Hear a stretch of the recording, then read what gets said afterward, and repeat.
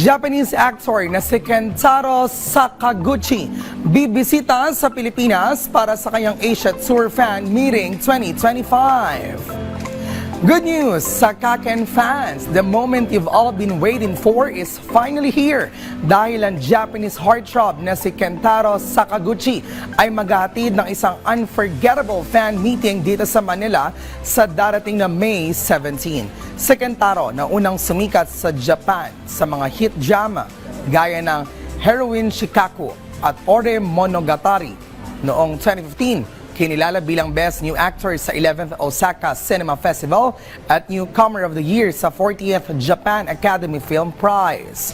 At kamakailan lamang nanalo siya ng Best Actor at Asia Star Awards sa 2024 Asia Artist Awards para sa kanyang role sa K-drama na What Comes After Love.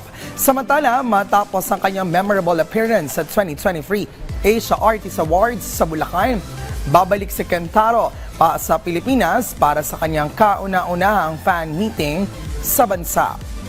Ang pre-sale tickets ay available na mula April 13 hanggang 27 habang ang general sale naman ay magsisimula sa May 2, 12 noon.